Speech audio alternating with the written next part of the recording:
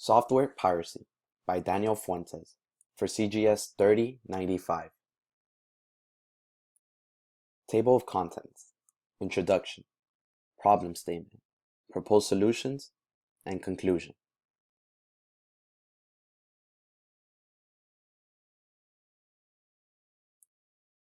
The purpose of this presentation today is to analyze the negative effects of online software piracy and propose solutions that can lead to the reduction of software piracy. Software piracy impacts both parties associated with the content being pirated: the pirateur, person downloading the illegal software, and the creator of the software, for example, Microsoft. Software piracy is a topic of great debate, with many failed attempts to diminish its existence. However, as a computer science major myself, with aspirations of becoming a software developer, it is a fight that I'm not willing to give up on just yet. To understand what exactly software piracy is, let's take a look at its definition in the dictionary. Software piracy: the illegal copying of software for distribution or use of any kind. So you may be asking yourself, why is software piracy even a problem, and why should I care about it? Well, it's actually a huge problem. Let me explain. Microsoft invests millions of dollars on a team of developers to create products such as Microsoft Office, which we're all familiar with, which in fact I'm using right now.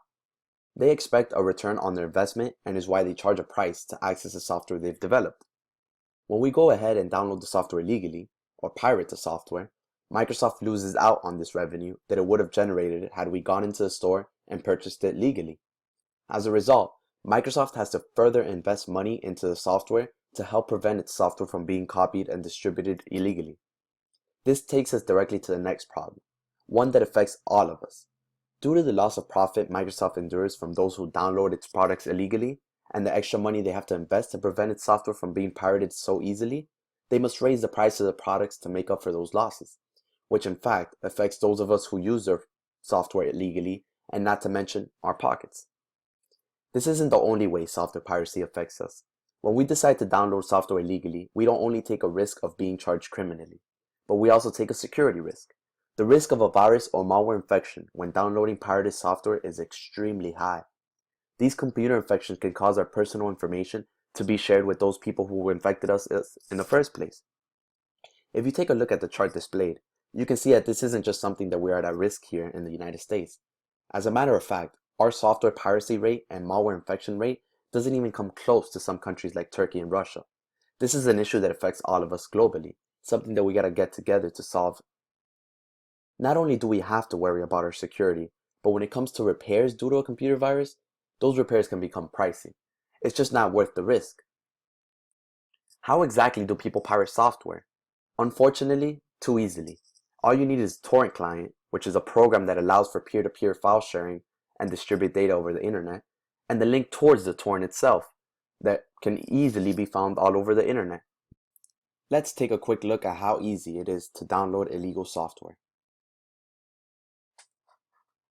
We must first go to our browser and search up the BitTorrent client, in this case, uTorrent. After we've downloaded it, it's time to install the program.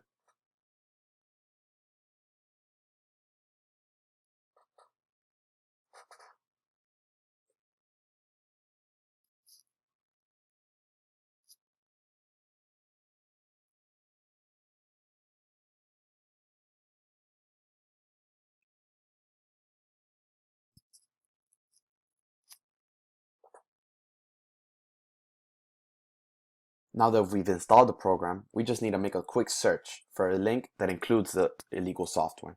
In this case, we'll show the Pirate Bay, one of the most popular pirating websites.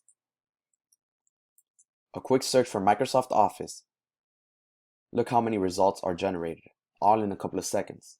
Every single version that you could think of, you can access it here. In this case, we'll use Microsoft Office 2010 as the example. This has linked us to our BitTorrent client. We accept. There you go. The download has commenced. How easy was that? All it takes is 1 minute and 13 seconds to start the download of a $130 piece of product. No wonder software piracy is so common. Now that we know what the problem is, and we know how extremely easy and quick it is to download pirated software, how do we fix the problem? Public awareness. Fact: 70% of online users see absolutely nothing wrong in software piracy. That's a staggering amount of people. That's a misconception that must change. How do we start this change? Easy, a global outreach. We must reach out to all internet users via all forms necessary: schools, retail stores, email, social media, and through Microsoft themselves. It's crazy to think Microsoft owns several products and services such as Xbox, Bing, and Outlook, where their outreach can definitely be heard. How are we going to get to people? With a clear message of how piracy affects them and the possible consequences. On this slide, you'll find a potential Microsoft flyer and Instagram ad that will help in this global outreach. In this flyer, we can display benefits of using legal software, such as full-time support, the latest and greatest updates, and fully functioning software, which are some of the things software pirates miss out on.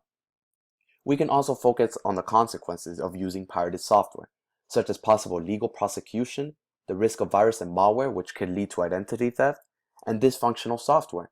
We would also incentivize the movement by providing clients that take in the flyer to the retail store when purchasing the software a 15% off. These are just some of the things that we could go ahead and do to prevent this software piracy. Now, some of you may be thinking, this isn't going to be enough to completely eliminate what software piracy is. Yeah, you might be right, but it could definitely diminish it. Now, we have an alternative solution, which would be for Microsoft to switch up things on their end, the way they make their revenue.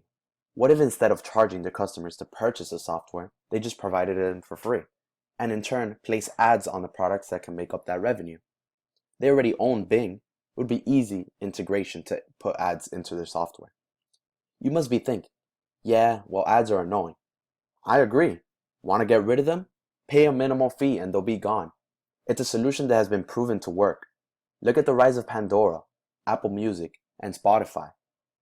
Those companies have nearly wiped out all of the piracy in the music industry using this same exact method: ads on their products.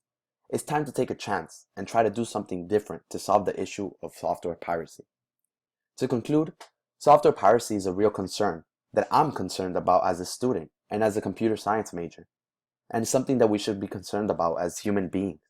The same way many of us won't go into a store and simply walk out with the clothes we want without paying for it, we shouldn't download or promote software piracy and download software that we haven't legally obtained.